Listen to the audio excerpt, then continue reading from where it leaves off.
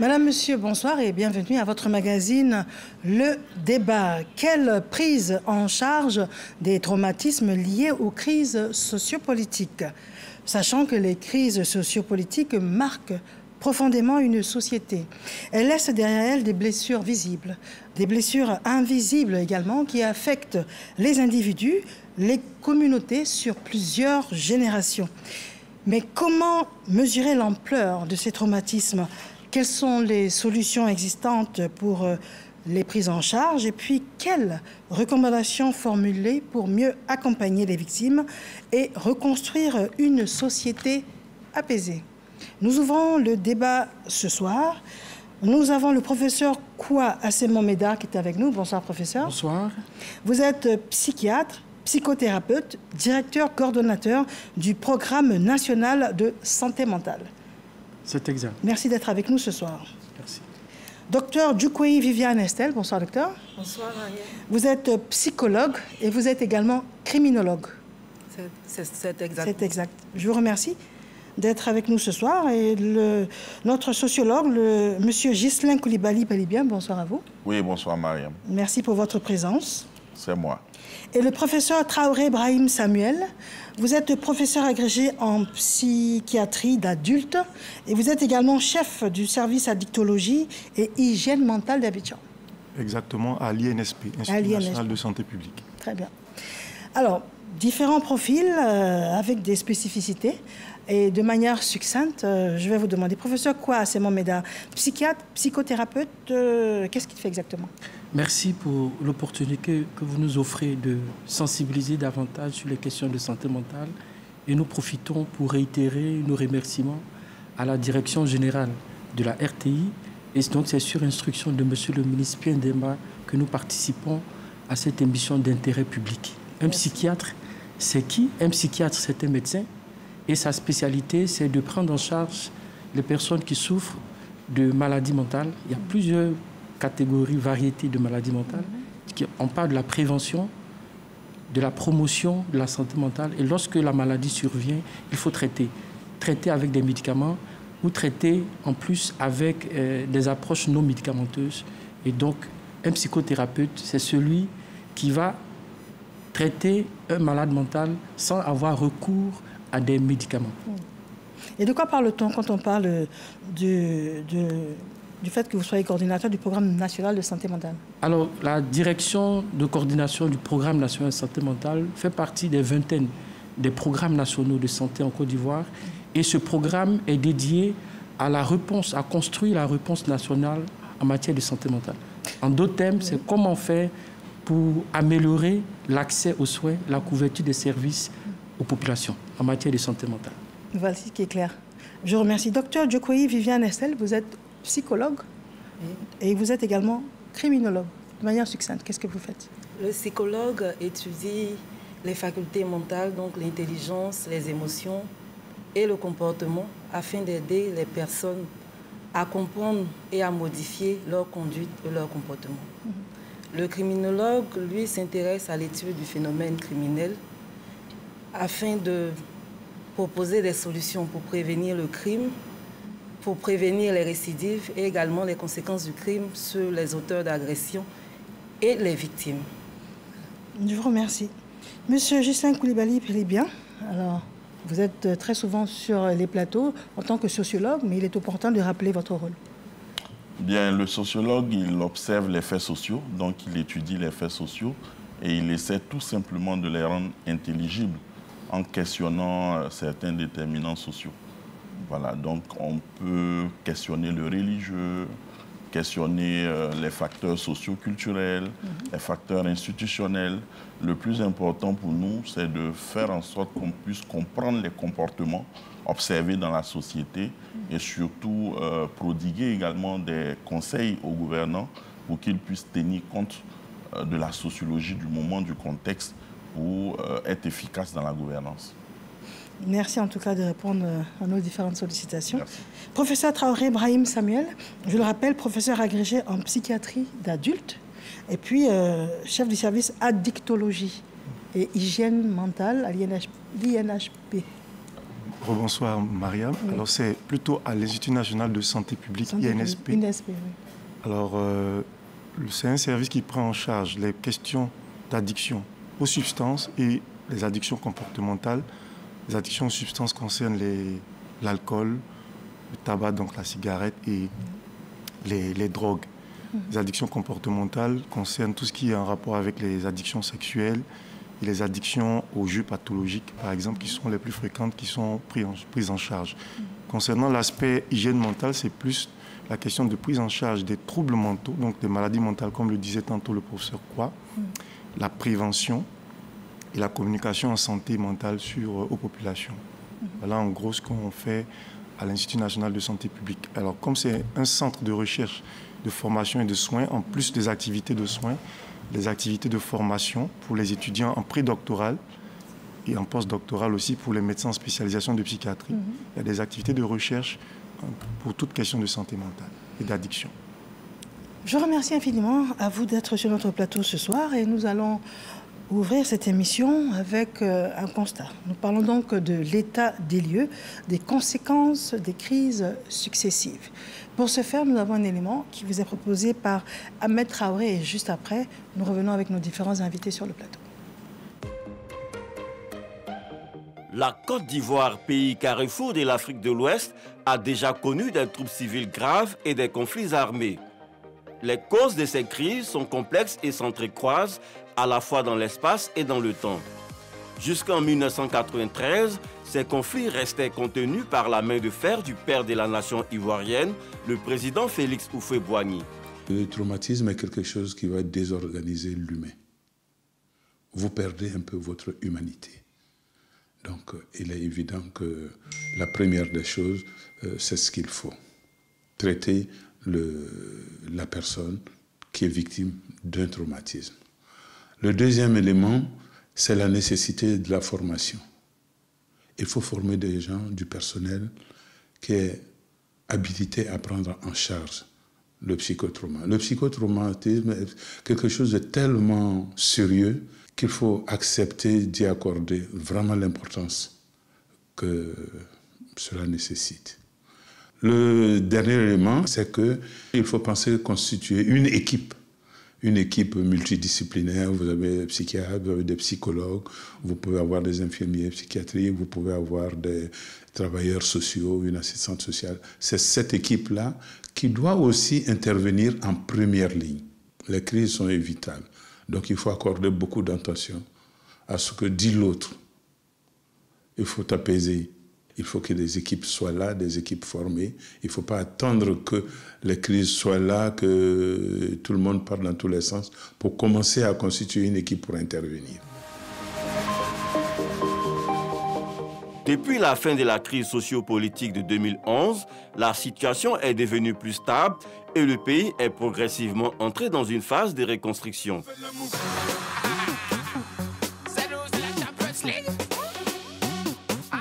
Un nombre de projets d'infrastructures importants lancés par l'État ont abouti à une croissance économique continue. Malgré ces avancées, la situation reste fragile. De retour en studio, je commence par le professeur Kwa. Dites-nous alors, quel est votre sentiment après ce reportage? Alors, le sentiment, il y a deux éléments qui me viennent spontanément à l'esprit. Il y a la prise de conscience. Et j'ai eu plaisir à écouter mon maître, le professeur Koné Idrissa. L'urgence de prévenir, mieux vaut prévenir que guérir. Et donc, au niveau de la direction du Programme national de santé mentale, justement, on déroulera au cours de cet entretien la nécessité de la prévention. La Côte d'Ivoire est un joyau dans l'Afrique de l'Ouest. Si on ne prévient pas les traumatismes psychologiques, on risque de voir tous ces édifices se détruire, malheureusement. Malheureusement. D'accord. Alors, je pose la même question et en même temps, je vais vous demander de réagir sur les traumatismes observés, que ce soit des traumatismes psychologiques ou des traumatismes physiques post-crise. Il faut dire que les conflits sociopolitiques engendrent de nombreux traumatismes. Donc la plupart des personnes qui sont exposées à des violences à des agressions lors de ces différentes crises-là peuvent, on va dire, souffrir de stress post-traumatique. Oui. Donc, on note des troubles psychopathologiques qui vont s'étendre sur des périodes plus ou moins longues. Donc, pour aider ces personnes à se reconstruire, il serait bon qu'elles bénéficient dès les premiers instants d'une prise en charge adéquate et qu'elles aient accès à des soins de santé mentale. Mais est-ce que vous pourriez nous décrire ce que l'on observe physiquement ou psychologiquement? Donc, les personnes qui souffrent de traumatisme sont des personnes qui vont revivre à chaque fois l'événement difficile qu'elles ont vécu. Ce sont des personnes qui auront des problèmes avec la gestion de leurs émotions. Ce sont des personnes qui auront du mal à reprendre leurs activités quotidiennes. On note aussi des cas d'amnésie, des personnes également qui vont somatiser toute la souffrance psychologique qu'elles vivent. Donc on aura fréquemment des douleurs à la tête, des migraines, des troubles digestifs, des personnes qui vont régulièrement se retrouver à l'hôpital sans nécessairement qu'on puisse faire le lien avec le traumatisme qu'elles ont vécu depuis 5-10 ans. Et donc, ce sont des personnes qui auront, on va dire, un mode de fonctionnement différent de ce qu'elles étaient avant l'événement traumatique. D'accord. D'accord. Monsieur Koulibaly? Oui. Alors, dites-nous votre sentiment par rapport à l'élément de reportage et puis qu'est-ce que vous avez été donné d'observer?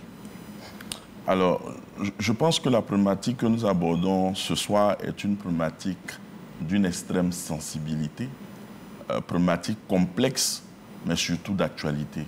Et pour les Ivoiriens qui nous regardent, je me permettrai peut-être de faire rapidement une socio-histoire pour camper le contexte, pour qu'on se suive et qu'on se comprenne. Vraiment rapide, hein, énormément de questions. Vraiment. Oui, assez rapidement. Je voudrais peut-être remonter au miracle ivoirien des décennies 60-80. Vous remarquerez que cette période est caractérisée par la prospérité économique qui est basée sur l'exportation du café et du cacao, c'est le binôme.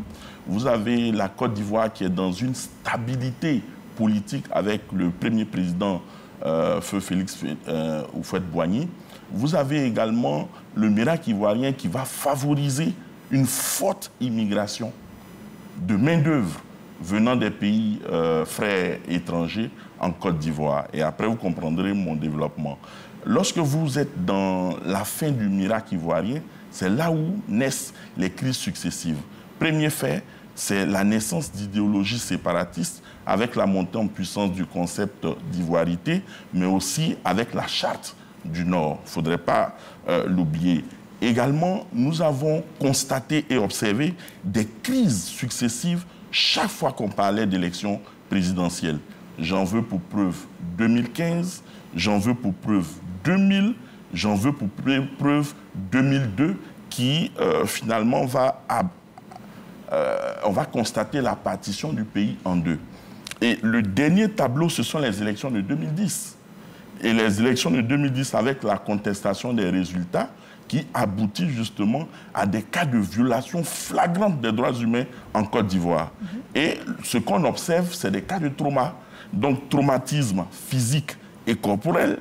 Elle vient de le dire, ce sont les cas de blessures graves, les cas d'homicide, les cas de disparition, de torture, de mauvais traitements et autres. Nous avons aussi des cas de traumatisme psychologique, psychologiques et moraux. Donc tout ce qui est stress post-traumatique, tout ce qui est séquelles psychologiques, ils reviendront là-dessus.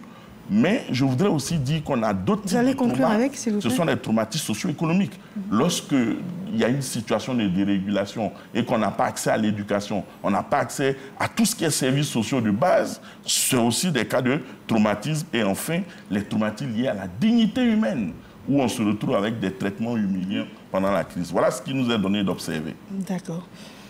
Très bien. Alors, je vous demande, le professeur Traoré, quelle est la synthèse que vous faites? Alors, la synthèse que je peux faire déjà, c'est de, avec l'élément, avec le professeur Koné Drissa, c'est de savoir qu'il y a quand même eu, pour ces différentes périodes-là de crise, en Côte d'Ivoire, il y a eu des interventions qui ont été organisées quand bien même elles n'étaient pas encore sous la couverture d'un programme au départ, qui ont été organisés par certains grands maîtres en Côte d'Ivoire, comme le professeur Koné Drissa, le professeur Delafosse, le professeur Yeo Tenina et notre maître, le professeur Kwa, qui, après la création du programme de santé mentale national, ont mieux structuré ces interventions-là dans la prise en charge des psychotraumas des différentes populations. Alors, le psychotrauma, pour faire simple, il y a 3 éléments cliniques qu'il ne faut pas omettre. Elle en avait parlé tout à l'heure, mais je vais faire juste une synthèse comme vous l'avez demandé. C'est la reviviscence. Revivre ce qu'on a déjà vécu dans les pensées, sans le vouloir. Donc, c'est des pensées intrusives. Dans les pensées comme dans les cauchemars. Deuxièmement, c'est le deuxième élément du trépied, c'est les conduites d'évitement. Les conduites d'évitement. Conduites d'évitement, j'évite tout ce que j'ai vécu qui m'a traumatisé. Si c'est une voiture, j'éviterai donc de conduire, de prendre une voiture. Si c'est un homme en armes qui a tiré, dès que je vois quelqu'un qui est en armes, je fuis. Ça, c'est des conduites d'évitement. Si c'était une noyade manquée, je ne vais plus m'aventurer au bord d'une plage. Troisième élément, ce sont les hyperactivations neurovégétatives. Il y a une peur inexpliquée, qu'on ne met pas forcément en lien avec ce qu'on a vécu. Une hypervigilance anxieuse, je deviens super vigilant. Si c'était dans une voiture que j'ai fait l'accident, dès qu'on file un peu, je tiens le siège, je m'accroche et je ne me rends même pas compte. Et puis après, il y a les symptômes associés qui ressemblent à la dépression. Il y a des conduites addictives. On peut commencer à consommer des substances en excès. Voilà globalement, de façon synthétique, les symptômes du psychotrauma. Alors, ça me permet de vous poser la question, docteur, quelle est la nuance entre le stress post-traumatique et puis l'état de choc? On va dire que l'état de choc est la première étape du traumatisme. Lorsque l'événement qui survient est particulièrement stressant et met en danger la vie, l'intégrité physique ou l'intégrité psychologique de la personne va entrer en état de choc, en état de sidération. Ce sera comme si cette personne devient spectatrice de l'événement qu'elle vit. Donc, c'est la première étape. Ça, c'est le choc. Le choc, oui. C'est le choc. Et quand cette personne-là, après l'événement traumatique, n'est pas prise en charge de manière immédiate, elle va commencer à développer le stress post-traumatique. Donc, le docteur l'a dit. Donc, on va avoir des phénomènes de réviviscence, des flashbacks, des conduites d'évitement. Et tout ce qui est syndrome de, on va dire, symptômes de dépression, de l'anxiété, tout ça, c'est ce qu'on peut qualifier de traumatisme. Mais l'étape du choc, le choc fait partie du processus des différentes étapes du traumatisme. D'accord. Professeur Kwa, dites-nous, est-ce qu'il y a des études qui permettent de quantifier l'ampleur des traumatismes? Est-ce qu'on a également des chiffres? Je parle notamment de la prévalence du psychotraumatisme vécu et puis les différentes pathologies qui y sont associées. Merci. Alors, quelques éléments de clarification. Un individu, une population peut vivre dans un contexte de crise. On est exposés tous à une crise et tout le monde ne va pas développer la maladie liée au traumatisme qu'on appelle l'état de stress post-traumatique. Oui. Mais tout le monde sera exposé à un événement traumatique. Je donne un exemple très simple. Il y a un accident d'un car, il y a 60 personnes. C'est un événement, il y a un accident, il y a des décès, il y a des blessés physiques. Mais ce qu'on néglige souvent, il y a des blessés psychiques. De la même manière que des gens peuvent être traumatisés physiquement, avoir des blessures physiques, de cette même manière, au niveau de la santé mentale, des populations peuvent être aussi traumatisées psychologiquement, blessées psychologiquement, de la même manière qu'on a des fractures des os. On a une fracture physique de la jambe, du poignet. De cette même manière, on peut avoir aussi des fractures psychologiques. Et lorsqu'on a ces fractures psychologiques, on est dans la maladie. Donc, il y a l'événement traumatique qui va entraîner l'état de choc que vous avez dit, sans que forcément on ait à développer la maladie liée au traumatisme qu'on appelle état de stress post-traumatique. Quels sont les chiffres qu'on a? Oui, tout à fait. Dans une population générale, on a fait l'étude comparée dans la région de Béquet, parce qu'on a parlé de 2002, de 2010 l'histoire, quand on dit Bouaké, la mémoire vive collective nous rappelle beaucoup de choses. Et on a comparé, on s'est rendu compte que quand on mesure, on cherche à comprendre quelle est la proportion des personnes qui souffrent de problèmes liés au stress post-traumatique. C'est différent de chercher le nombre de personnes exposées à des événements traumatiques. On s'est rendu compte qu'on est... Donc ça veut dire qu'il y a des personnes exposées, mais qui n'en souffrent pas. Tout le monde peut être exposé sans faire la maladie, qu'on appelle l'état de stress post-traumatique. Et donc, on s'est rendu compte que dans la population, on est entre 5 et 6% dans la population générale. Mais lorsqu'on fait focus sur des personnes qui ont été vraiment directement exposées, des personnes où on a vu leur champ brûlé, leur véhicule cassé, leur maison détruite, on s'est rendu compte que dans les mois qui suivent, il y a au moins 10 à 45% des personnes qui ont développé un trouble du stress post-traumatique. Et donc, il y a la population générale. Quand on parle actuellement, on est dans un contexte où on a une stabilité relative. Parce que quand on parle de prévention, ça veut dire, là, on veut éviter en guillemets, des complications liées au traumatisme. Donc là, quand on a mesuré, on est autour de 5%. Mais 5% pour une population de 30%, c'est déjà beaucoup. Lorsqu'on est dans des situations de conflits divers, parce qu'il y a les conflits sociopolitiques, il y a des conflits écologiques, il y a des conflits humanitaires liés aux déplacés internes. Oui, il y a des conflits communautaires. Des conflits intercommunautaires. Par exemple, oui. Tout ça va augmenter le niveau de prévalence où on peut partir de 15% à 45%. Et des populations, des groupes spécifiques sont plus exposés. Les enfants et les femmes. Pourquoi? Pour deux raisons. Ce sont des populations les plus vulnérables, les plus exposées, parce que ces populations n'ont pas accès à une protection sociale. Donc, il y a une crise, ce sont les jeunes qui sont devant, ce sont les hommes qui sont devant, et les victimes, ce sont les abus sexuels, soit sur des mineurs, soit sur des femmes.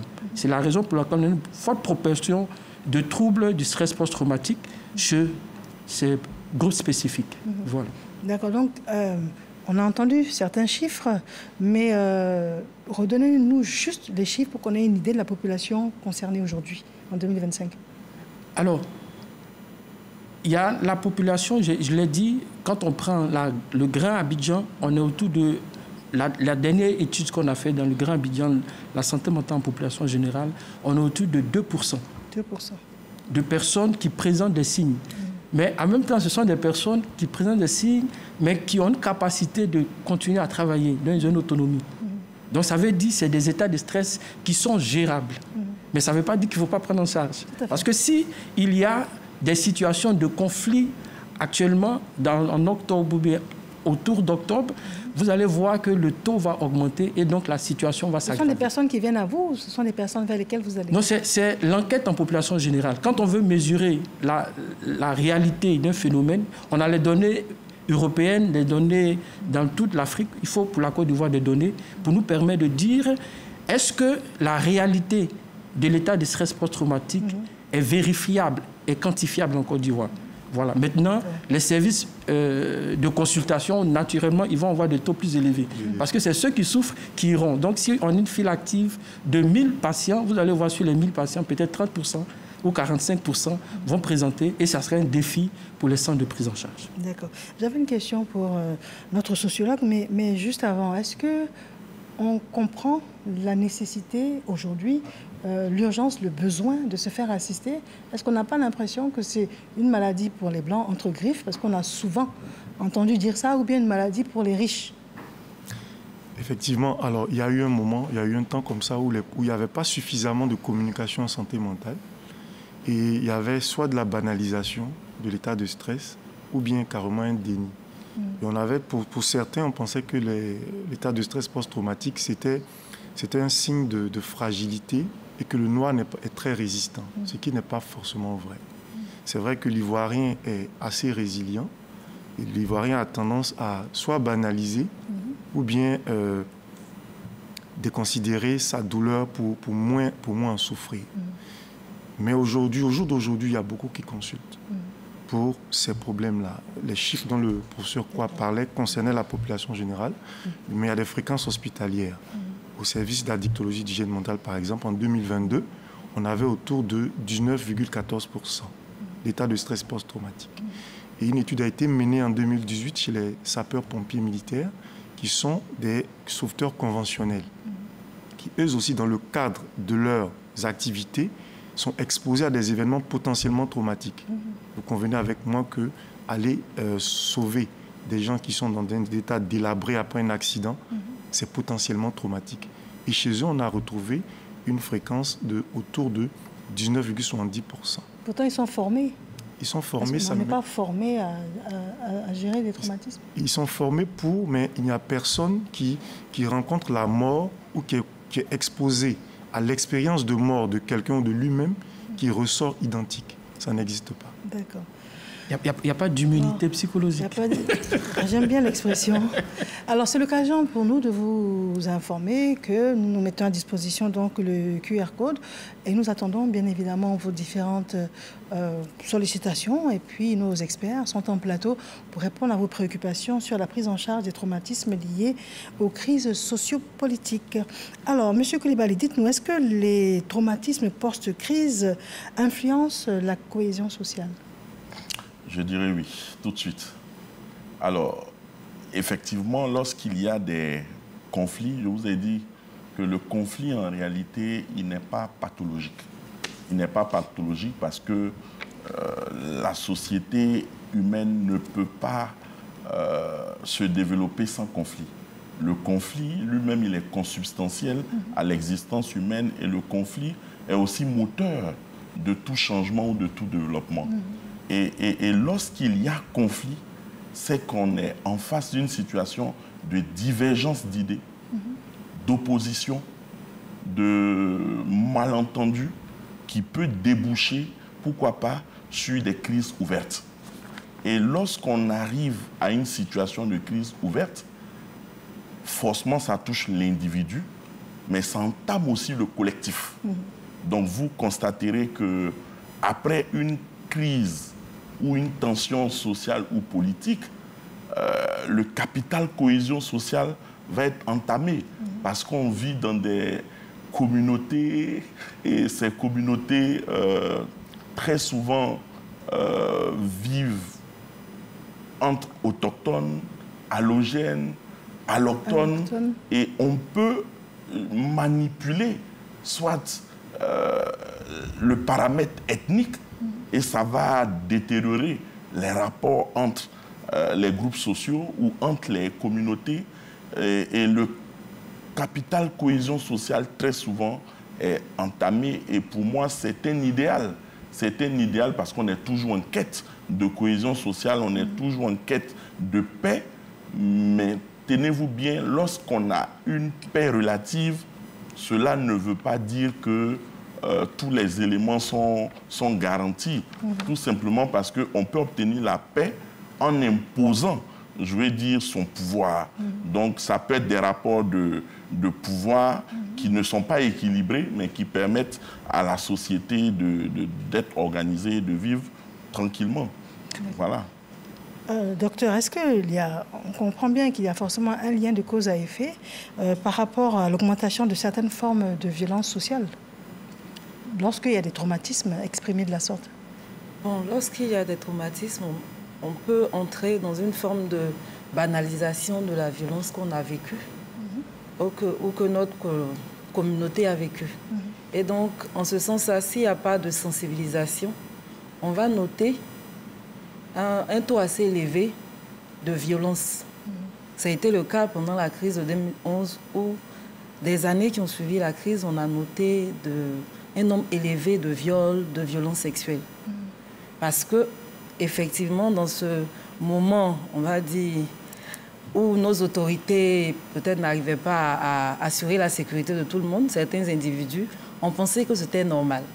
Et eux-mêmes étant victimes, eux aussi, de traumatisme, parce qu'il n'y a pas que des victimes, il y a des personnes qui se sont engagées, soit dans des groupes armés et qui souffrent aussi de traumatisme, qui vont banaliser la violence et qui n'auront aucune limite pour poser eux-mêmes des actes criminels. Donc on peut trouver un lien.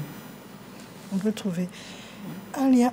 Alors, Tout à l'heure, vous vouliez intervenir? Oui, alors, vous posez une question très importante. On est dans un contexte d'année électorale où on veut des élections apaisées.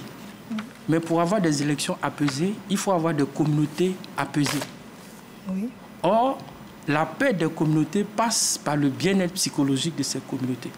Donc, des populations, des communautés en milieu rural, en milieu périurbain ou bien en milieu urbain qui sont traumatisées psychologiquement sont le terrain fertile à toute désorganisation sociale. Je donne 2 exemples. Allez-y.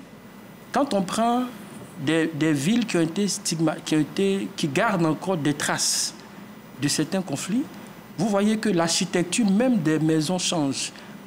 Avant le temps d'Oufoué, ou bien avant 2002, vous voyez dans certaines villes, il n'y avait pas de clôture dans les maisons. Les portes n'étaient pas des portes blindées. Mais une population, une communauté qui est traumatisée, vous allez voir le changement au niveau de l'architecture, parce que la peur est là. On peut dire il n'y a pas de problème, mais le sentiment psychologique d'insécurité fait que lorsqu'on dit 2025, dans les auditeurs qui nous entendent, pour certains déjà 2025, on dit on ne sait jamais. Parce que la mémoire traumatique est encore vive. Et il y a certains, le fait d'entendre année électorale, et comme ils sont traumatisés... Oui, mais guérison, processus de guérison, malade ou pas, c'est une inquiétude légitime, même quand on est en bonne santé mentale. Si cette inquiétude est souvent excessive, je vous donne un 2e exemple. Rapidement, parce que j'ai une série de questions pour vous. Il n'y a pas de souci. Allez-y. Alors, vous voyez, pendant longtemps, il y a beaucoup de fonctionnaires qui étaient à l'intérieur du pays, soit à Bouaké, à Kourogo, parce que traumatisés psychologiquement, laissent leur famille à Abidjan. Ce sont des signes du déséquilibre, des conséquences du traumatisme. Ça, pour mesurer cela à l'angle d'un pays, c'est très important. C'est un marqueur très important et qui montre qu'à un certain moment, il y a la nécessité de désamorcer. Tout le monde n'est pas malade, je reviens encore. Tout le monde peut être traumatisé sans développer un état de stress traumatique, mais tout le monde a besoin d'assistance psychologique pour prévenir la modification des comportements. D'accord. Alors, parallèlement, vous êtes directeur, coordonnateur du programme national de santé mentale. On est toujours dans l'état des lieux. Nous allons passer à une autre étape, mais juste avant, dites-nous, en ce qui concerne le plan national de développement sanitaire de 2021 à 2025. Alors, on a essayé de répertorier en quelques points pour avoir une idée précise de l'état des lieux. On a bien compris le contexte avec nos différents intervenants, mais quel est l'état des lieux aujourd'hui en Côte d'Ivoire? Je vous parle par exemple de formation des professionnels. Aujourd'hui, quel est l'état des lieux? Parce que les derniers chiffres nous disaient qu'il y avait un psychiatre pour 340 000 habitants. Et aujourd'hui, c'est toujours le cas? Alors, ça a évolué? Ça a évolué depuis 5 à 10 ans. Le nombre de psychiatres a triplé. Le nombre de psychiatres a triplé. Voilà. Le nombre de psychiatres a triplé. Ça, c'est le premier point. Deuxième point, le nombre d'infirmiers spécialistes ou de sages-femmes spécialistes en psychiatrie a doublé. Troisième information, le nombre de travailleurs sociaux, parce qu'on a un bon maillage des travailleurs sociaux des autres ministères qui intègrent la composante soutien psychologique de base est multiplié par 2. Troisième information, il y a des ONG qui sont de plus en plus engagées sur les questions de sensibilisation, sur les questions de soutien psychologique aux communautés. Et donc, ce n'est pas beaucoup, ce n'est pas suffisant. D'accord. Ce n'est pas suffisant, on reconnaît. Non, mais ce n'est pas suffisant. Mais tout le travail est fait parce qu'il y a 2 constats. Pendant longtemps... Non, je veux juste... Parce que j'ai beaucoup de points à vous demander. Donc, peut-être en conclusion, vous allez pouvoir peut-être développer un peu plus. Mais là, on a parlé de formation professionnelle. Vous avez donné une réponse précise. Et en ce qui concerne l'accès aux soins en zone rurale, est-ce qu'on est, par exemple, aujourd'hui au stade de clinique mobile en zone rurale? Alors, au niveau des zones rurales, c'est la question, vous posez la question de l'accès aux services de santé mentale dans des zones, dans les villages reculés. Alors, au niveau du programme national de santé mentale, et sur instruction de M. le ministre, on va vers la délégation des tâches. C'est quoi la délégation des tâches? C'est fait de telle sorte que dans les centres de santé, le processus en cours, les infirmiers, les sages-femmes soient à mesure de fournir un paquet minimum de services en santé mentale. Ce paquet minimum va consister à quoi? 1, accepter d'accueillir des personnes qui se plaignent de problématiques psychologiques. Ce qu'on va faire, à la conclusion, vous allez nous développer ça. Mais déjà, l'état des lieux, c'est qu'il y a de l'évolution dans ce secteur-là. Et en ce qui concerne maintenant la sensibilisation, est-ce que vous faites de la promotion de la santé mentale? Quel est l'état des lieux aujourd'hui? Oui, il y a l'engagement des communautés, il y a l'engagement des radios de proximité, il y a l'engagement des spécialistes, psychologues, travailleurs sociaux qui vont, et il y a l'engagement aussi des jeunes. Des associations. Très bien. Là, on a des personnes qui commencent déjà à réagir. On y va au pas de course. Et le soutien psychologique, est-ce qu'il est réel? Est-ce que les gens ont accès à vous? Est-ce que c'est gratuit, par exemple? Pour résoudre le problème de la pénurie de psychologues partout en Côte d'Ivoire, le ministère de la Santé a mis en place le dispositif d'assistance psychologique en ligne, le 143, qui est fonctionnel. On peut guérir quelqu'un en ligne? On peut assister psychologiquement quelqu'un en ligne. D'accord. Et ensuite, par des psychologues. Se déplace. C'est gratuit, c'est payant? C'est gratuit. C'est disponible et c'est anonyme. Et une fois que la personne se déplace, parce que consciente ou informée de son problème, est-ce qu'il y a une prise en charge? Alors, on oriente dans un premier temps les personnes vers les structures psychiatriques, ou on les oriente vers les centres sociaux, où on a des travailleurs sociaux qui sont outillés à minima pour fournir. Et c'est gratuit ou c'est gratuit dans les centres sociaux? D'accord.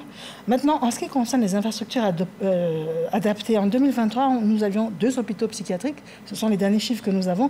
11 services psychiatriques dans les CHR, les hôpitaux. Est-ce que cela a évolué? Oui, ça a évolué. On est autour d'une quarantaine de structures. On a toujours les 2 hôpitaux psychiatriques. Mais l'hôpital mère, l'hôpital psychiatrique de Bézerville, il y a le projet dès 2025 de sa reconstruction pour avoir un hôpital moderne avec justement une unité de prise en charge des personnes traumatisées. Ma dernière question pour l'état des lieux, dites-nous, en ce qui concerne la prise en charge des victimes, déjà on fait un constat dans les villes, dans beaucoup de villes, on voit qu'il y a des personnes malheureusement qui se promènent nues, donc ce qu'on appelle les fous. C'est vrai qu'elles ne sont pas toutes directement liées à des traumatismes liés aux crises, mais il y en a certainement parmi qui le sont. Alors pourquoi est-ce qu'on les voit autant? Pourquoi est-ce qu'on n'a pas le sentiment que ces personnes soient prises en charge? Ma première question. Et ensuite, tout ce qu'il y a comme personnes dépressives, anxieuses et puis schizophrènes, par exemple, est-ce que ces personnes-là, accompagnées peut-être de leurs parents, qui en prennent conscience, est-ce que vous les prenez systématiquement en charge et gratuitement? Alors, le régime des hôpitaux psychiatriques fait obligation de prendre en charge les malades mentaux indigents. Et c'est la raison pour laquelle, lorsqu'il y a des opérations qui se font avec les collectivités décentralisées, il y a un hébergement des malades mentaux, une prise en charge. Mais le gros souci dans la gestion des malades mentaux, ça demande une réponse multisectorielle, travailler avec les familles pour accepter de garder le parent. C'est l'épineuse question. Les patients sont stabilisés une fois hospitalisés, mais le retour à domicile est difficile parce que le niveau de stigmatisation, de peur, de discrimination est encore élevé. Très bien. On y allait au pas de course, mais je vous remercie pour votre disponibilité. On a des questions pour vous tous. Agnès, en Côte d'Ivoire ici, elle nous dit « Bonsoir, s'il vous plaît, que faire lorsque l'on remarque qu'on a un traumatisme ?» D'abord, est-ce qu'on le remarque par nous-mêmes?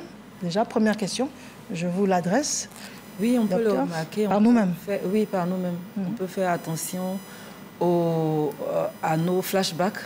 Par exemple, le fait de revivre toujours l'expérience traumatique. On peut faire attention à nos angoisses qui sont inexpliquées. Donc, à ce moment, on peut rechercher du soutien. Déjà, au niveau même de la famille, chercher quelqu'un de confiance et qui est empathique, qui peut déjà recevoir le récit. Maintenant, on peut aller vers une psychothérapie, donc soit s'adresser à l'hôpital psychiatrique ou chercher l'aide d'un psychologue. D'accord, très bien. Voilà. Oui, rapidement. Je voudrais dire qu'il ne faudrait pas se leurrer. La population ne s'est pas encore appropriée la santé mentale. On ne sait pas ce que c'est que la santé mentale. Lorsque tu es dans le processus de socialisation, on t'apprend à manger, on t'apprend à te nettoyer, etc. Mais on ne t'apprend pas à détecter les signes, je ne sais pas, d'anxiété ou de stress, c'est difficile. Aujourd'hui, il est vrai qu'on peut identifier certains symptômes. Aujourd'hui, qu'est-ce qu'on constate? On n'a pas une bonne qualité de sommeil. Quand on n'a pas une bonne qualité de sommeil, on peut être exposé à certains risques d'angoisse, d'anxiété, etc. Donc pour moi, ça reste encore méconnu, mais peut-être le professeur Kwa pourra me contredire ou renforcer. Alors dites-nous, il soulève un point très intéressant. Vous nous dites que le processus est en cours avec beaucoup de choses. Parce que la question, je vais vous donner une information très simple. Les pays qu'on considère comme des modèles évolués dans le système de santé, la France a déclaré 2025 année de la cause de la santé mentale. Pourquoi? Parce que même ces pays qui ont un plateau technique élevé, la question de la santé mentale est encore tabou. Les problèmes de santé mentale, et je suis d'accord avec vous, et c'est toute la question des efforts d'alphabétisation en santé mentale de nos communautés et de nos institutions. Les questions de santé mentale ne sont pas perçues comme des questions de santé. Les problèmes de santé mentale ne sont pas perçus comme des problèmes de santé. Vous voyez, quand on gère par exemple un accidenté, quand il y a un accident de la voie publique, les premiers réflexes, c'est de dire on l'emmène en traumatologie pour réparer l'os. Or, il a été traumatisé et pratiquement 50% des accidentés de la voie publique, s'ils ne sont pas pris en charge tôt, ils vont déclencher des problèmes d'ordre psychologique, notamment les états de stress post-traumatique. Et parmi eux, il peut y avoir des alcooliques. Parce que l'une des complications, c'est la dictologie. C'est les addictions. C'est ça, d'accord. Voilà. Je vais rebondir je vous en prie, allez-y. Très rapidement pour dire quand même il faut nuancer les choses. Alors, il y a quand même une prise de conscience parce que dans les services hospitaliers, ce qu'on observe aujourd'hui, vous vous rendez compte qu'on a autour de 10 000 consultations l'année dans un service comme le service d'addictologie d'hygiène mentale pour les questions de santé mentale. Depuis combien de temps? Quelle a été l'évolution? Pratiquement 10 ans. Depuis 10 ans. On est parti de combien pour arriver à 10 000? On avait autour de 5 000 à 5 à 6 000. Et là, actuellement, on a autour de 2 000 à 2 500 nouvelles consultations par an dans les 10 000. Donc, il faut savoir quand même que de plus en plus, les efforts que le programme de santé mentale fait et que tous les acteurs qui sont autour font aident quand même à la population à prendre conscience que c'est une problématique importante et qu'il y a des structures adaptées pour... Ce n'est pas encore parfait, mais les choses quand même évoluent quand même bien. Je suis d'accord. D'accord. Alors, nous allons devoir passer à la deuxième partie, donc les prises en charge pour les cas de traumatisme après la guerre. Mais juste avant, il y a un monsieur qui n'a pas donné son identité qui nous dit: est-ce que les victimes de la crise de la crise de 2010 peuvent être encore prises en charge? Si oui, comment procéder? Les victimes peuvent toujours être prises en charge. Il y a les services dédiés, comme on l'a dit tout à l'heure, des services publics qui sont dédiés. Il y a une assistance psychologique vers laquelle on peut déjà, dans un premier temps, aller en ligne. Et ils seront orientés vers les services dédiés pour une prise en charge plus spécifique, en fonction des cas qui vont se présenter. Voilà. Alors, sur ce point, dans sa question, il y a deux volets. Quand il y a eu les crises de 2002-2010, de façon multisectorielle, les ministères ont travaillé en mettant des dispositifs de consultation, d'assistance psychologique collectif gratuit. Voilà. Mais on n'est plus à cette logistique. Voilà. On est maintenant sur un fonctionnement normal. Si ce monsieur, il a été victime et il sent qu'il souffre psychologiquement depuis 2002 et qu'il ne dort pas bien, et qu'il a toujours peur, et qu'il a ses flashbacks, certainement, sa prise en charge n'est pas complète, qu'il aille dans les structures psychiatriques, ou s'il ne connaît pas les structures psychiatriques, il appelle le 143 et on l'oriente pour une prise en charge. S'il n'a pas de l'argent, ça c'est important. S'il n'a pas d'argent pour assurer sa prise en charge avec le 143, on le conduit au programme national de santé mentale et des mesures d'assistance spécifiques vont être mises en place. D'accord. On est à la deuxième partie, mais est-ce qu'on donne de l'argent? Pardon? Est-ce qu'on donne de l'argent? Parce que c'est bien d'aider la personne, mais dans une deuxième phase, une fois qu'elle va mieux, il faut peut-être l'assister également. Ah non, ça c'est, on rentre dans la réparation sociale ou économique, ça c'est notre dispositif, et ça c'est dans la multisectorialité, avec les autres ministères. Il y a eu quand même cette phase de réparation, on parlait de victimologie, parce que dans la prise en charge des états de stress des victimes, il y a le soin qui est apporté, mais il y a la réparation qui est offerte. Je pense qu'il y a le programme et puis les dispositifs qui avaient été mis en place après la crise post-électorale. Il y a des cellules spéciales d'enquête qui avaient été qui avait travaillé dans ce sens, identifier des victimes, des femmes et les enfants et les familles. Et après avoir identifié les victimes, il y a eu une prise en charge qui avait été apportée. Et dans la prise en charge, il y avait quand même une aide à développer des activités génératrices de revenus. Donc ça c'était la phase critique. Là, on est en post-critique. Ce n'est plus d'actualité. Ce n'est plus d'actualité, mais ça a eu lieu. Très bien. Alors, nous avons un élément qui est signé Davis Seyo et nous parlons de prise en charge pour les cas de traumatisme après la guerre. Selon l'Organisation mondiale de la santé, OMS, le traumatisme désigne les conséquences émotionnelles pénibles que peut entraîner le fait de vivre un événement éprouvant. Parmi eux, les traumatismes subis durant les crises. Car de la Côte d'Ivoire, avec ses crises successives, ces événements douloureux ont provoqué des traumatismes chez les populations. Entre autres symptômes, insomnie, cauchemars, paranoïa, culpabilité, hallucination. Certains arrivent à surmonter ces épreuves par la force mentale et une assistance familiale de bout en bout.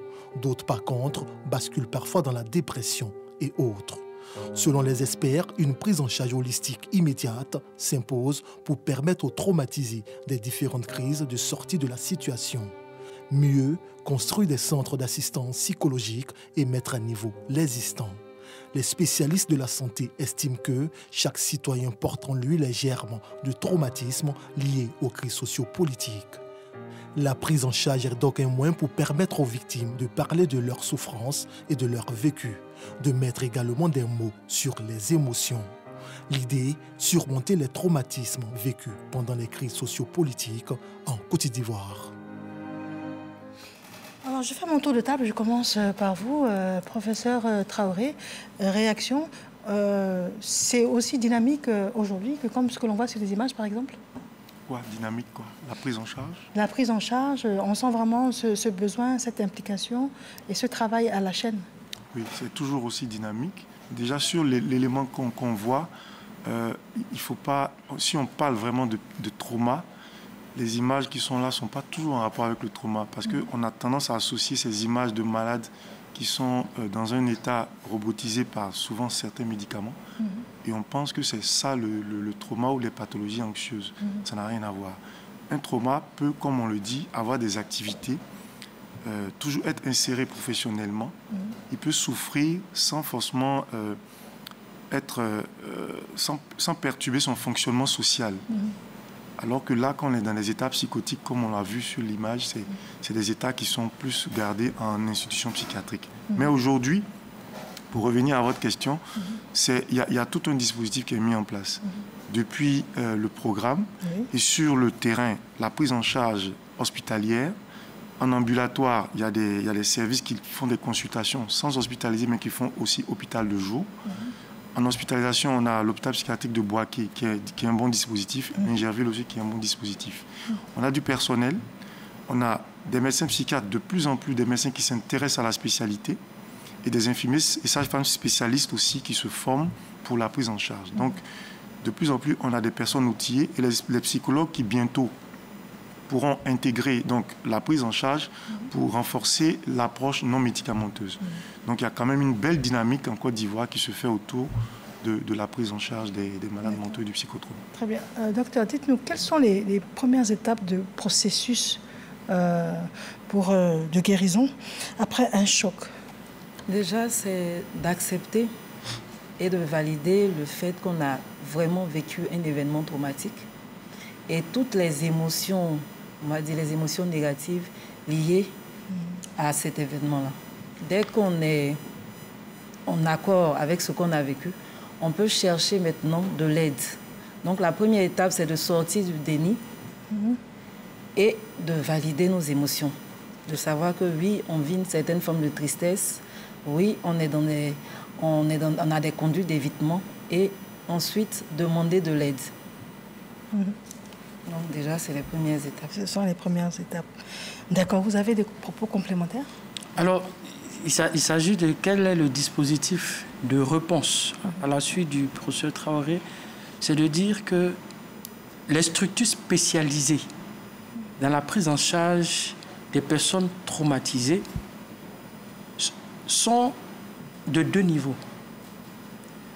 beaucoup de personnes, on est conscient de cela, ont peur d'aller consulter dans les hôpitaux psychiatriques. La personne peut avoir un traumatisme, ça peut être un fonctionnaire, ça peut être un banquier. Mais ils ont peur d'aller consulter dans les hôpitaux psychiatriques pour dire, effectivement, on vous a entendu à la télé, je suis traumatisé. On va dire, mais on va l'assimiler justement. On dit, mais tu viens de Bingerville. Donc vous voyez que dans l'entendement général donc, aussi. Pour résoudre ce problème, on a mis dans un premier temps le dispositif d'assistance psychologique en ligne. Un élément.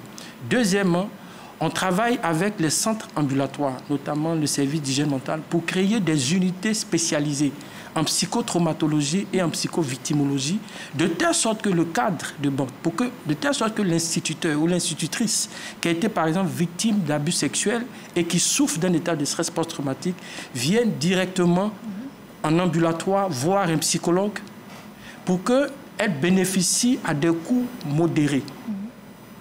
Assurer une prise en charge, parce que tout le défi est là, c'est pour dire est-ce que nos assurances couvrent. Tout le plaidoyer est en train d'être fait pour que les séances psychologiques, pour que les prises en charge psychiatriques soient c'est pour ceux qui ont des assurances. Oui, mais ceux qui n'ont pas des assurances et qui sont des indigents, il y a le dispositif. On peut ne pas être indigent, mais ne pas avoir d'assurance. Où est-ce que vous les situez, ceux-là? Alors, ceux-là, ils se situent au niveau de la CEMU. Voilà, la CEMU qui est pour tout le monde. Et donc, justement, on est dans cette discussion avec, au niveau de la direction générale de la CEMU, sur instruction de M. le ministre et la CENAM, pour que dans le paquet des soins CEMU, l'assistance psychologique... Donc, ce n'est pas effectif? Pour le moment, pas. C'est progressif, mais ce n'est pas impossible. Voilà. D'accord. D'accord. Alors, dites-moi. Mariam, sur ce point, oui. Je voudrais simplement, sous le prisme du genre, insister sur le fait que les traumatismes observés affectent différemment les hommes des femmes. C'est important de le dire parce que si on prend les femmes ou même les enfants, ce sont des catégories vulnérables. Et ces catégories sociales seront encore plus vulnérables en période de conflictualité. Ce qui va se passer, c'est qu'on enregistrera de nombreux cas de violences basées sur le genre. En période de conflit, vous allez constater que les femmes peuvent être ciblées pour des cas de viol, pour des cas d'agression sexuelle. Et malheureusement, ces blessures-là vont garder une marque indélébile et ces personnes vont être traumatisées. Et c'est le lieu d'insister sur ce stress post-traumatique. Un deuxième élément, c'est surtout la marginalisation lorsqu'elles sont victimes de cas de viol, de cas d'agression sexuelle ou même des cas de violence physique. Elles sont victimes de marginalisation sociale, mais aussi victimes de stigmatisation. Et ça peut aggraver, je vais dire, la situation de trauma. Donc c'est très, très important. A contrario, par exemple, chez l'homme qui, du fait des mécanismes sociaux, est dans le rôle productif, donc de création de richesse. Celui-là, il est pourvoyeur de famille. Lorsqu'il perd son emploi du fait de la crise et la dérégulation du circuit économique, il rentre dans une profonde crise anxiogène et il peut développer justement ce stress post-traumatique. Donc je voudrais dire que c'est vécu différemment. Professeur, alors, sa démonstration est claire. Alors vous avez forcément peut-être intégré un programme particulier pour les femmes, pour les prises en charge, ou bien pour la prévention, ou bien pour l'assistance. Oui, c'est la raison pour laquelle il y a un mécanisme déjà au niveau du programme national de lutte contre les violences basées sur les genres. Et donc, on va vers des approches intégrées. J'ai parlé tout à l'heure du premier rideau stratégique de l'État de Côte d'Ivoire, les travailleurs sociaux. On insiste là-dessus parce que ce sont ces personnes qui sont en première ligne pour la réponse de l'État de Côte d'Ivoire avec la communauté. Donc, tout ce qui est soutien, ces organisations font le travail, les centres sociaux font un travail formidable, mais ces mêmes travailleurs sociaux ont besoin d'être outillés, d'être renforcés. C'est la raison pour laquelle, pour nous, on cible à la fois les spécialistes, les psychologues qui vont être recrutés, les psychiatres qui vont être renforcés pour qu'il y ait dans les services psychiatriques des unités spécialisées dédiées. De telle sorte que, lorsque le travailleur social est dans un quartier, il constate, après une première évaluation, un premier suivi, que l'état psychologique est encore marquant, il peut orienter vers les centres de référence. Et donc, comme je l'ai dit, sur Abidjan, c'est à l'INSP, au service d'hygiène mentale, ou bien appeler directement au programme parce qu'on a une cellule de crise qui permet, en urgence, avec la mobilisation des psychologues, d'apporter gratuitement les soins. D'accord. Alors, nos téléspectateurs réagissent. Monsieur Jean-Pierre Racaille nous dit: quelle stratégie de prévention de stress post-traumatique préconisez-vous en cette année électorale? Première question. Qui s'y colle? Alors, je vais profiter. Alors, le premier vœu qu'on a fait au niveau de la direction du programme national de santé mentale, c'est de lier santé mentale et consolidation de la paix. Il y a certains qui ont dit, mais qu'est-ce que la folie vient faire avec les élections?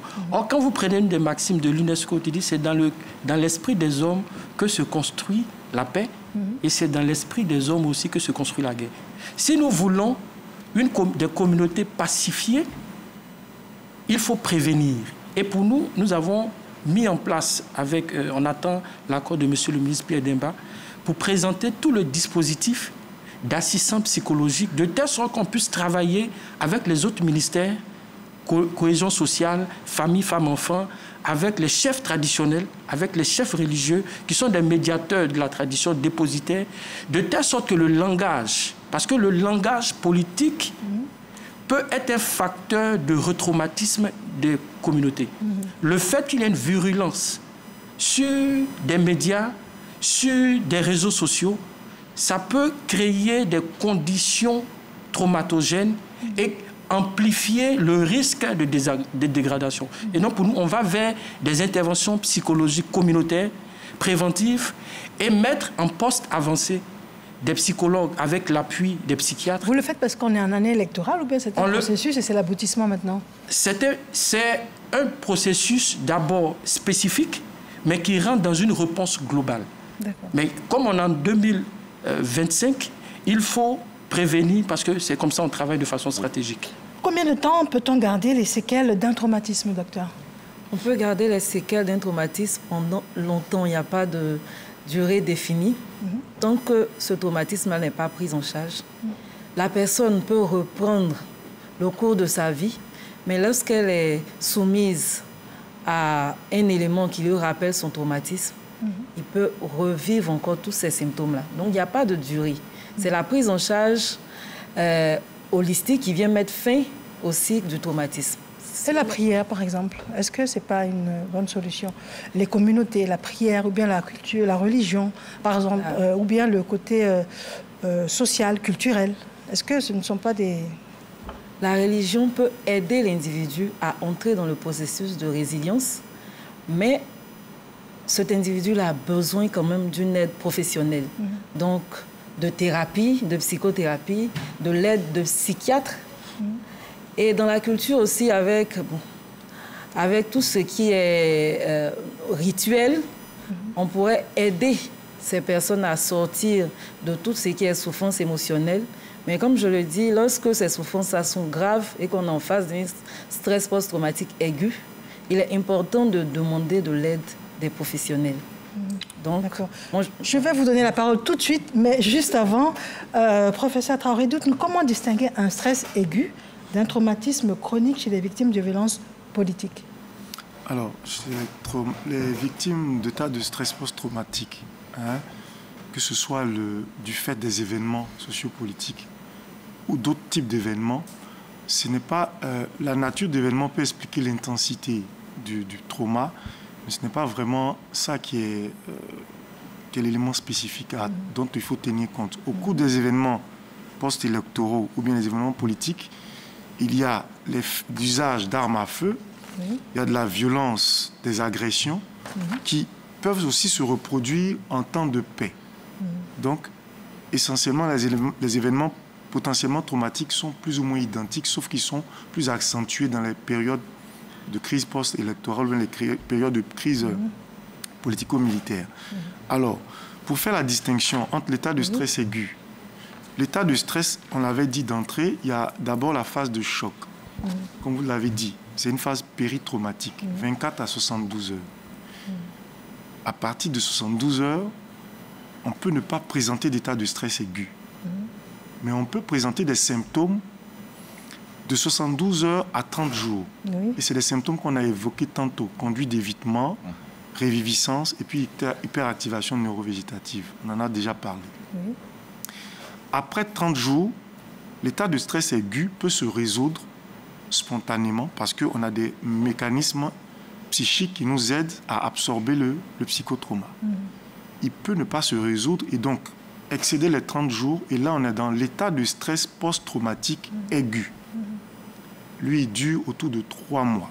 S'il ne se résout pas après 3 mois, on dépasse 6 mois, on parle de l'état de stress post-traumatique chronique. Donc, mais il peut arriver, toutefois, qu'après un état de stress, ou bien après l'état de choc qui a été induit par l'événement traumatique, vous ayez un temps de latence, c'est-à-dire que le sujet ne présente pas de symptômes et de façon différée, longtemps après, soit à la suite d'un événement, par exemple, vous parlez de crise d'événements sociopolitiques, il n'a pas présenté d'état de stress antérieurement et après un événement particulier, il active donc cet état qui était à l'état latent et c'est maintenant qu'il se rend compte qu'il n'y a pas eu de lien, mais en fait aujourd'hui, il était déjà malade depuis un moment. Depuis un moment. Je vous donne la parole, mais j'avais une question, mais vous allez développer vos différentes idées. Selon vous, est-ce que la personne doit être prise en charge de manière individuelle ou bien dans le cadre, par exemple, communautaire? Belle question. Je pense que sur le plateau, on l'a dit, la prise en charge, elle est holistique. Elle est holistique. Cette prise en charge est holistique, mais c'est un idéal. C'est un idéal parce que dans la pratique, est-ce que la prise en charge est complète? Le défi, c'est surtout au niveau de la réintégration du sujet dans sa cellule familiale. Je pense que c'est un élément important pour accélérer le processus de guérison. Parce qu'au niveau clinique, je vais dire, les spécialistes peuvent traiter la maladie, mais il doit pouvoir être accepté par sa famille.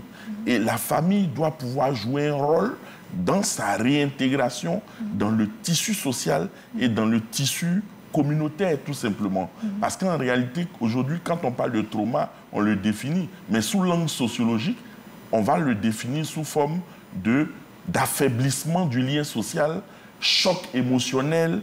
Et pour nous, si on veut aller vers la guérison, il faut absolument que l'individu soit réintégré dans sa cellule familiale, dans la communauté. C'est très important.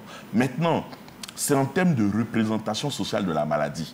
Comment les communautés se représentent la maladie? Si on voit celui qui est en souffrance et en détresse comme quelqu'un qui est atteint, je veux dire, de sorcellerie, si pour nous, l'origine de la maladie, c'est la sorcellerie, on va plutôt œuvrer pour qu'il soit très loin, je veux dire, de nous, de la cellule familiale. Et on va éviter aussi que, de par sa faute, on attire l'opprobre sur la famille, la honte sur la famille.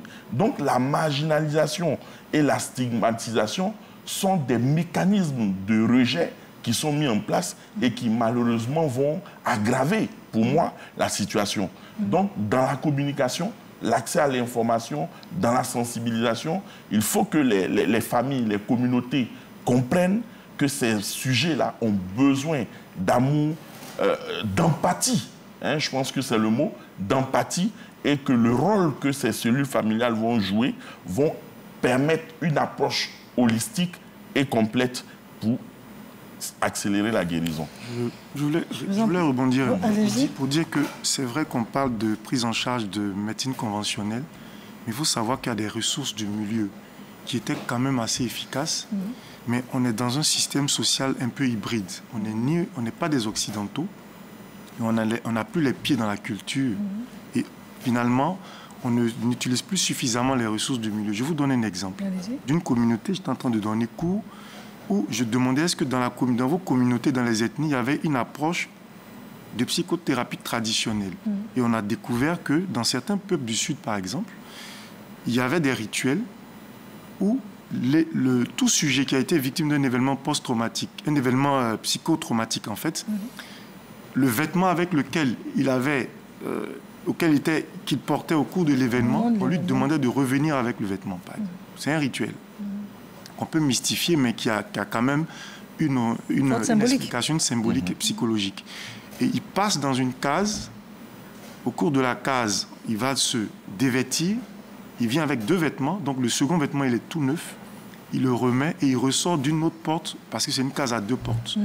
Et on fait une célébration pour lui dire que vous n'êtes plus la même personne. Et le vêtement antérieur, il est déchiré.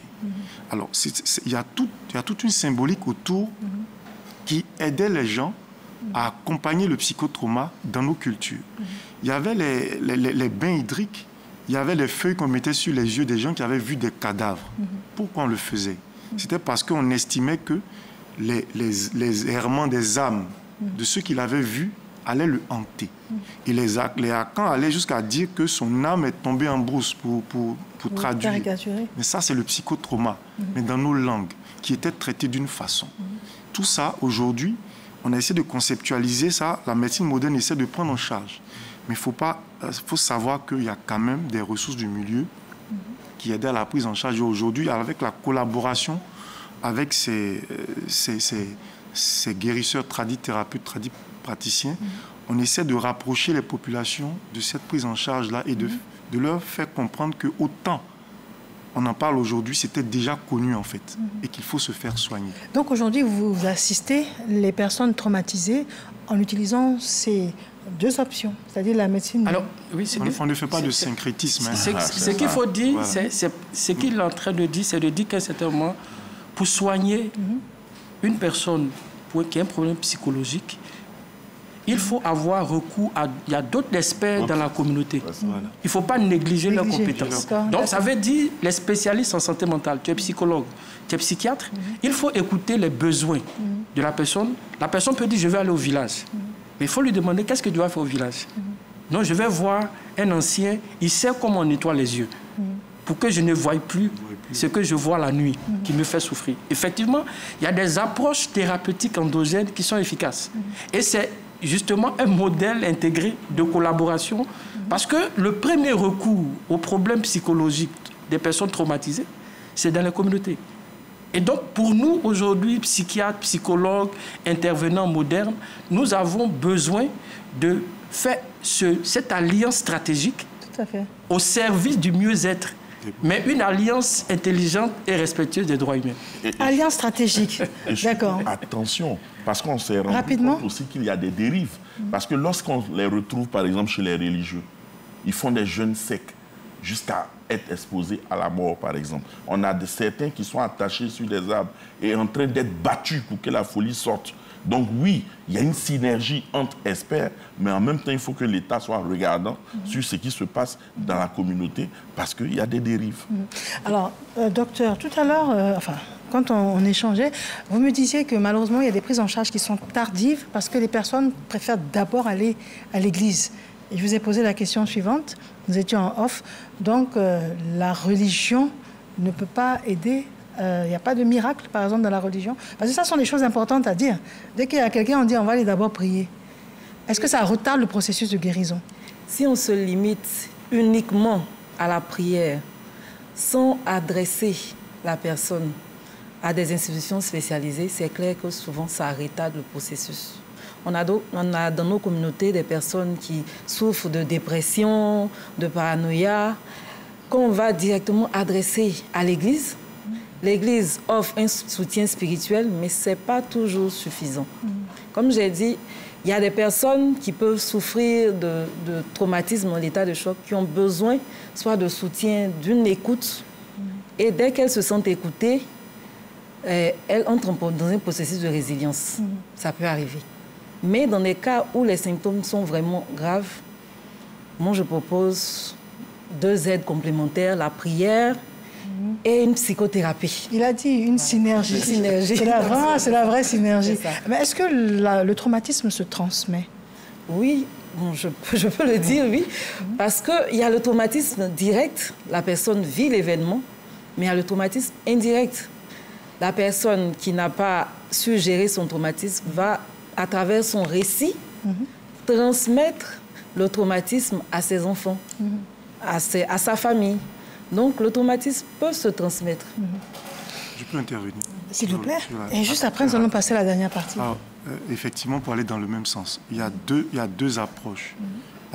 On parle plus de victime primaire, secondaire et sociétale.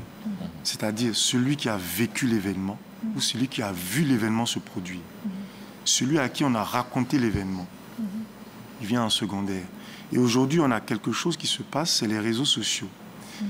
On partage des images qui sont souvent traumatiques et on ne se rend pas compte que ça peut entraîner des traumatismes à ceux qui ne l'ont pas vécu mais qui ont vu des images. On a vu des scènes où les gens recevaient des balles dans la tête, où des accidents violents se produisaient, mais il y a cet amour pour le morbide qui fait qu'on transmet ces images. Il y a certains fragiles qui peuvent développer du psychotrauma. Mais quand vous parlez de transmission d'enfants à parents, de parents à enfants, pardon, c'est une transmission, on parle de transmission transgénérationnelle. Il y a des études qui ont été faites à ce niveau qui disent qu'il y a plusieurs facteurs qui peuvent l'expliquer. Ça peut être des neurones miroirs, c'est-à-dire qu'il y a des neurones qui, au cours de la transmission, en tout cas au cours de, je veux dire, de la conception des enfants, ont quand même été... il y a eu des petites modifications épigénétiques qui font que c'est comme s'ils avaient capté le vécu des parents qui étaient avant, des ascendants. Et ils ont tendance à être plus empathiques, à ressentir un peu plus d'empathie pour les personnes âgées ou les personnes qui auraient vécu ces traumatismes-là. Mais il y a un autre facteur, c'est l'éducation. Quelqu'un qui est traumatisé, je vous donne l'exemple d'une personne qui... une famille qui envoie un enfant au CHU d'engrais tout autour, à la boulangerie, pour acheter du pain à 19h. L'enfant se fait percuter. L'enfant décède. C'est un fait réel. On recouvre l'enfant d'un pagne. Alors, les parents attendent le petit, il ne revient pas. Quelques minutes après, ils sortent, ils se rendent compte que l'enfant, il est décédé. C'est un traumatisme. Ils ne s'attendaient pas à cela. Il y a une culpabilité aussi. Donne aux autres enfants. Ils auront tendance à surprotéger. Ils auront tendance à empêcher les enfants de sortir, par exemple, ou ils diront « on n'envoie pas mon enfant ». Ils le transmettent cette peur. C'est un trauma qui s'est transmis d'une autre façon, par l'éducation. Donc, c'est une transmission domestique qui peut se perpétuer pour aller dans les autres générations suivantes. Donc, c'est un peu cette approche-là que je voulais partager. D'accord, voilà qui est clair. Alors, nous allons parler des recommandations pour une meilleure prise en charge. C'est un micro-trottoir qui est signé Seydou Ouattara. Bon, on doit envisager d'abord l'État. Bon, l'État d'abord doit venir en aide à ces personnes. Parce que après la crise, il y a eu beaucoup de choses qui sont passées. Voilà, il y a des gens qui n'ont pas de famille, il y a des gens, bon, il faut dire Abidjan, c'est une grande ville, chacun vient se chercher ici. Voilà, chacun vient se chercher pour une grande prise en charge. L'État doit d'abord venir en aide à ces personnes. Il ne faut pas regarder d'abord l'ethnie, la nationalité de la personne. La prise en charge commence d'abord par la famille. La famille doit être toujours présente pour la personne en question. L'État doit aussi créer un centre spécialisé pour ce genre de personnes. Bon, après les guerres, en tout cas, l'État devrait suivre de près les victimes, les familles des victimes, pour voir les préoccupations, parce qu'après une guerre, ce n'est pas facile. Après les crises, après les accidents, je crois bien que l'État, en tant qu'entité, personne morale, doit vraiment de mettre en œuvre sa politique sociale en recensant, en identifiant ces cas-là pour une véritable prise en charge, surtout au niveau de nos structures hospitalières, qu'on permette à ces personnes, à ces cas-là, véritablement, d'être prises en charge. Pour les cas de traumatisme, l'État doit en venir à la personne qui est victime. Il doit avoir des structures appropriées pour que ces personnes-là puissent être en face des gens qui sont des spécialistes, afin donc de les aider psychologiquement. L'État doit apporter effectivement ici sa contribution en créant des centres de prise en charge pour ces personnes au sein de la cellule familiale. On doit aider aussi la personne en lui donnant des conseils, en essayant donc par moment de lui donner par exemple des médicaments, parce que c'est très important aussi pour que la personne puisse s'oublier un peu. Parce qu'en question de mémoire, tout seul la personne peut agir et puis faire autre chose. Professeur, l'État que vous représentez ici ce soir, et je le rappelle, vous êtes directeur coordonnateur du programme national de santé mentale. Dans chacune des interventions, nous avons tous entendu l'État doit. Quelles sont vos réactions? Alors, on a écouté vraiment avec beaucoup d'intérêt je pense que la population, avant de proposer des choses, d'ajuster des programmes spécifiques, il faut écouter. Et au décours de ce que je viens de voir et d'écouter, je pense que j'ai les éléments clés qui vont nous permettre d'ajuster la stratégie. Et on voit deux éléments qui s'approchent. Premier élément, il y a un besoin d'assistance psychologique qui revient, qui est récurrent. Ça veut dire qu'on n'est plus dans la crise, mais la mémoire des populations, des habitants encore vive. Donc ça veut dire qu'il y a un besoin de consolider les acquis, de renforcer et de prévenir. Est-ce qu'ils sont traumatisés?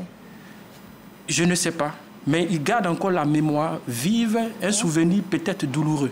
D'accord. S'ils sont traumatisés, je ne sais pas. L'évaluation psychologique, psychiatrique pourra permettre de consolider cela. Mais ce qu'on sait, c'est qu'il y a un besoin. Et le fait déjà de dire que l'État doit créer des structures spécialisées, ça montre qu'aujourd'hui, les efforts de sensibilisation de l'État montrent que les gens se rendent compte qu'effectivement, de la même manière qu'on a des problèmes de santé physique, on a aussi des problèmes de santé psychologique. Et c'est un défi justement pour l'État de, travailler avec ce qui existe. Qu'est-ce qui existe? Il y a deux choses, on en a parlé tout à l'heure. Il y a le réseau communautaire, les ressources communautaires des chefs de quartier, des chefs de village, des leaders communautaires, renforcer leur capacité d'écoute dans la gestion des conflits. Parce qu'il y a des dispositifs de gestion des conflits intercommunautaires. Et pour nous, c'est très important d'intégrer la composante santé mentale, assistance psychologique, pour que la parole des anciens ne soit pas une parole moralisatrice, mais ce soit une parole qui a l'écoute, qui apaise les cœurs. Oui. Deuxième élément, c'est le réseau des centres sociaux, où on a des travailleurs sociaux partout en Côte d'Ivoire. Et pour nous, c'est une invitation à renforcer, amplifier leur niveau de mise à niveau en termes d'assistance psychologique, parce que c'est gratuit. Et ça nous permet d'éviter de partir dans des états de complications de leur état de santé mentale. Alors là, il y a une confusion déjà à mon niveau. Là, vous nous parlez des réformes que vous estimez prioritaires, ou vous nous parlez d'intégrer les suggestions qui sont faites dans le micro-trottoir? Alors, le dispositif du programme national de santé mentale, on le fait. Ça veut dire la formation des travailleurs sociaux, le travail, les rencontres avec les leaders communautaires, les structures spécialisées, on le fait. Et donc, ça rentre en adéquation avec ce qu'il dit. Donc, on n'est pas en contradiction. Donc, au contraire, il nous invite à aller plus loin, aller plus vite et à rendre visible, à communiquer sur ces dispositifs pour que le sentiment d'insatisfaction puisse s'apaiser. S'apaiser. Voilà. D'accord, mais là, c'est deux points qu'on a retenus. Oui, le troisième point, c'est les centres spécialisés. Parce que si on repère dans la communauté, s'il y a des intervenants de première ligne qui interviennent et qui sont dépassés, il faut une troisième ligne qui permet d'apporter des services spécialisés, adaptés et culturellement et économiquement accessibles aux populations. Voilà. D'accord. Je vous en prie, docteur, quel est votre sentiment après cet élément de reportage? Et puis, selon vous, quelles seraient les réformes prioritaires à mettre en place pour améliorer la prise en charge des traumatismes? Ici, ce document nous permet de voir la nécessité de l'accès aux soins des personnes qui sont traumatisées et on va dire, vulgariser tout ce qui est fait par l'État pour accompagner les personnes qui souffrent de traumatisme, afin que la population soit davantage informée et qu'ils ressentent dans leur milieu, on va dire, les conséquences de cet accompagnement-là. Voilà. D'accord. Oui, moi, après avoir écouté ce micro-trottoir, je pense que ça confirme ce que le professeur disait. Petit à petit, on sort du déni de la réalité parce que la maladie n'était pas acceptée. Les cas de trauma n'étaient pas toujours acceptés. Donc ça, c'est déjà quelque chose de bien. Et je constate de plus en plus que la question de la santé mentale est d'actualité. Je ne sais pas si c'est depuis l'avènement du professeur à la tête du programme. C'est les efforts conjugués. Les efforts conjugués, mais on constate que de plus en plus, c'est d'actualité. Et moi, je voudrais prier, et c'est vraiment un vœu, c'est la synergie entre le ministère de la Femme, de la Famille et de l'Enfant et le ministère de la Santé. Pourquoi? Parce qu'aujourd'hui, quand vous regardez sur l'ensemble du territoire, nous avons des centres sociaux, nous avons des complexes socio-éducatifs, nous avons des plateformes de lutte contre les violences basées sur le genre. Donc, il y a des bras séculiers avancés pour les spécialistes de la psychiatrie ou les psychologues et autres. Donc, s'il y a cette synergie, on peut renforcer les capacités de tous ces travailleurs sociaux qui travaillent dans la communauté avec les leaders communautaires, qui travaillent avec les leaders religieux. Donc pour nous, il faut renforcer les capacités de tous les acteurs locaux pour qu'il y ait une meilleure appropriation de la santé mentale. Si ça c'est fait, il faut œuvrer aussi à améliorer tout ce qui est contenu sur le digital, sur les réseaux sociaux. Parce que malheureusement, le professeur l'a dit, c'est vraiment exposer nos enfants parce que toutes les images ne sont pas contrôlées et ça développe peut-être de nouvelles maladies ou de nouveaux cas de stress post-traumatique suite à certaines images. Comment on améliore, on assainit le contenu digital pour éviter que nos enfants, justement, ne puissent reproduire ou transmettre ce stress post-traumatique? Vraiment, c'est une question. Et à l'endroit des politiques, ce que j'ai constaté dans ce pays, c'est que chacun a ses victimes. Quand on est d'un camp, on va situer les victimes par rapport à une temporalité. Il y a des victimes de 2000, il y a des victimes de 2010-2011. Mais les victimes restent les victimes. Et donc, il faut qu'on soit impartial, juste dans le traitement pour que toutes ces personnes qui sont en souffrance puissent trouver des solutions à ces défis. Parce que quand vous regardez toutes ces tensions politiques, sociopolitiques et autres, malheureusement, ceux qui sont pris au piège, ce sont les populations. Et étant donné que nous sommes en année électorale, il faut faire attention pour ne pas qu'on ait une répétition de ces conflits. D'accord. Alors, à la suite des autres, je dirais qu'il ne faut pas qu'on oublie que quand même, il faut saluer le gouvernement parce que dans les différentes crises qu'ont connues le pays depuis 2000, en 2002, en 2010, 2011, et les différentes crises sanitaires avec le Covid, les attaques terroristes de Bassam, les conflits intercommunautaires entre les Peuls et puis les agriculteurs au niveau de Bouna, il y a toujours eu des dispositifs qui ont été organisés par des experts de ce pays, dont le professeur Kwa, mais avec nos aînés et maîtres, les professeurs Yo Tenina, professeur de la Fosse, professeur Koné, et les instituts de prise en charge, l'Institut national de santé publique, qui ont mis ensemble des dispositifs pour intervenir auprès des populations, auprès des victimes, pour les identifier, pour assurer un accompagnement dans le cadre du psychotraumatisme, pour même faire ce qu'on appelle les enterrements sécurisés pour ce qui concernait la Covid, pour éviter toute forme de traumatisme et aussi de contamination. Donc il y a eu quand même des choses qui ont été faites. Il y a eu des recommandations qui ont été proposées. Et c'est ça qui est la deuxième partie de notre intervention. C'est ce que nous, aujourd'hui, on peut toujours soutenir comme proposition avec l'appui du professeur du Programme national de santé mentale. C'est de mettre en place une cellule d'urgence médico-psychologique pour les premières réponses. Parce qu'au décours d'un trauma collectif, il y a les catastrophes souvent aussi qui sont arrivées dans le pays, des éboulements, au cours desquels nous sommes souvent intervenus. Alors, il y a toujours de l'émotion qui accompagne et on met en place un dispositif ponctuel et après, ce n'est pas pérenne. Et il faut mettre en place cette plateforme-là, c'est un SAMU psychologique qui pourra rapidement apporter une réponse, débriefing, diffusing des populations victimes. Et puis par la suite, les travailleurs sociaux peuvent accompagner sur le terrain et adresser ces patients-là dans les services spécialisés si nécessaire.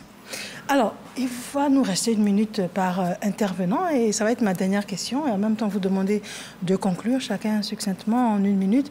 Alors, la Côte d'Ivoire, on a fait énormément de progrès. Le processus s'est enclenché.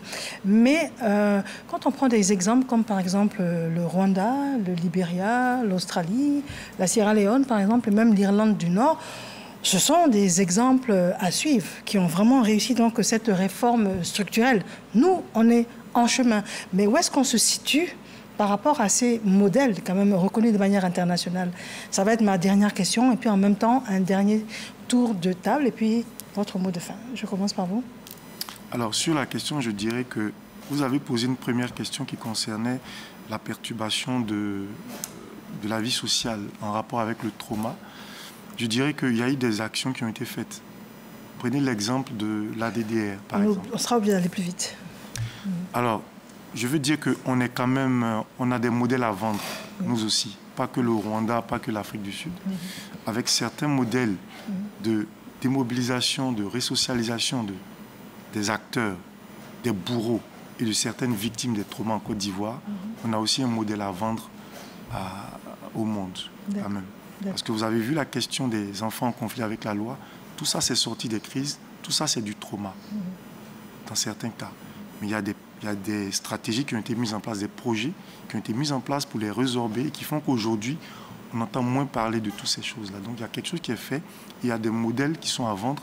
Et même la Centrafrique s'est inspirée quand même du modèle de la Côte d'Ivoire dans la resocialisation. Je vous remercie. Monsieur Koulibaly, oui, rapidement. Je pense que la Côte d'Ivoire a fait son benchmark et s'est nourrie également des bonnes pratiques. Donc aujourd'hui, nous sommes un modèle en construction. C'est vrai que ce n'est pas un modèle totalement achevé, il est hybride.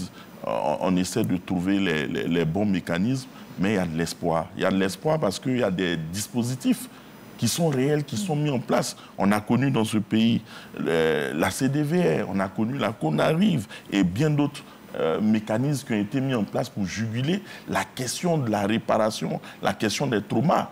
Et donc, pour moi, c'est à encourager.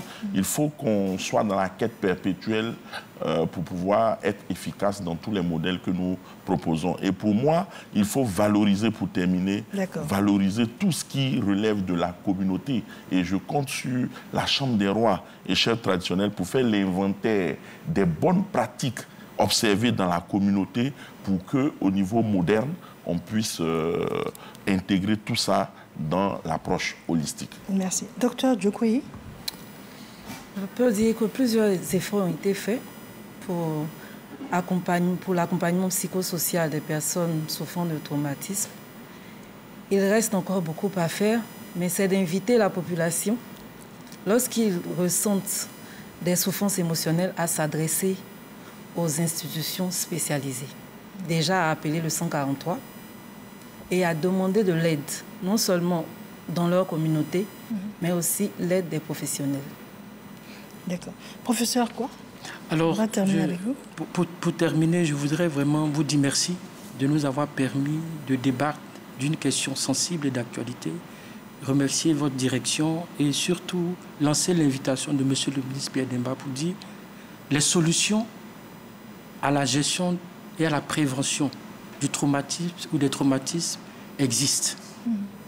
Le deuxième mot, c'est de dire qu'il faut qu'on s'engage ensemble. Et le troisième mot, c'est de dire 2024, 2025, ce n'est pas la guerre. Commençons ensemble à désamorcer nos paroles, à désamorcer nos comportements. Et par la santé mentale, c'est possible d'éviter de retraumatiser les communautés. Et bientôt, nous allons renforcer, comme l'a dit les téléspectateurs, les actions de sensibilisation, des actions de proximité pour que les Ivoiriens se sentent en sécurité psychologique et se sentent apaisés psychologiquement. Merci.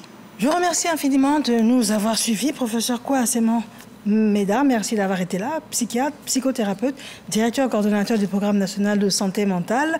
Docteur Djokoui Viviane Estelle, psychologue et puis criminologue également. Et puis Monsieur Ghislain Koulibaly Pélibien, sociologue. Et puis nous terminons avec le professeur Traoré Brahim Samuel, professeur agrégé en psychiatrie d'adultes et chef du service addictologie et hygiène mentale d'Abidjan à l'INSP. Infiniment merci, madame, monsieur, bonsoir et bonne santé morale à tous. Bonne santé.